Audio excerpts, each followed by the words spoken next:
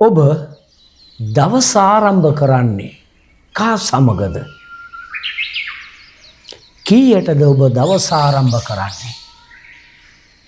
ඔබ නිින්දෙන් අවදි වෙන්නේ කීයටද?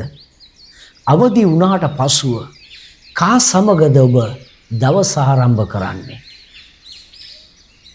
මගේ සහෝදරයා, මගේ සහෝදරිය, ජේසුස් වහන්සේ මනුෂ්‍යාකාරයෙන් මේ පොළවේ ජීවත් වුණා වූ කාලේ සුද්ධ බයිබලයේ පවසනවා.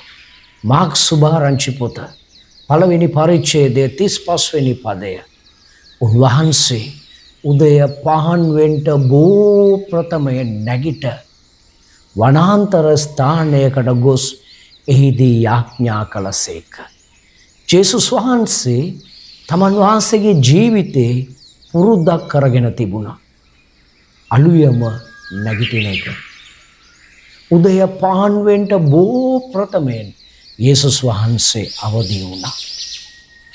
උන්වහන්සේ අවදි වෙලා තනිවම දෙවියන් වහන්සේ සමග කාලය ගත කරන්න ස්ථානයක් තෝරාගත්තා.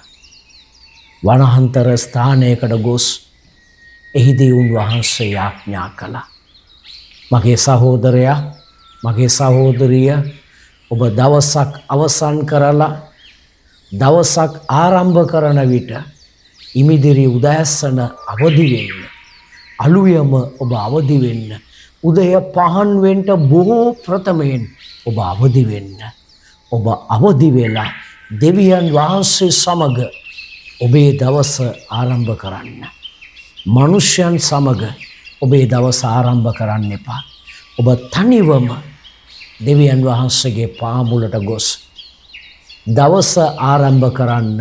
දෙවියන් වහන්සේගේ පාමුල, උන්වහන්සේගේ මූණ සොයන්න ඉමිදිරි උදෑසන. උන්වහන්සේට ඔබ ස්තුති කරන්න, උන්වහන්සේට ප්‍රශංසා කරන්න, උන්වහන්සේට නමස්කාර කරන්න. දෙවියන් වහන්සේගේ පාමුල ඔබ දනගසා උන්වහන්සේට යාඥා කරන්න. දෙවියන් වහන්සේ සමග ඔබ දවස ආරම්භ කරනවා නම් කවදාවත් ඔබට වරදින්නේ නැහැ.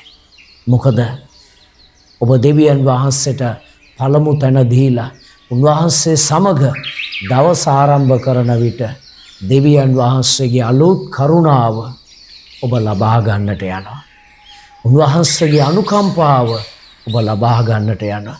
ඉමිදිරි උදෑසන දේව ආශිර්වාදය ඔබ ලබා ගන්නවා. එදා දවස මුළුල්ලේම ඔබට ආශිර්වාදයක් වෙන්නට යනවා.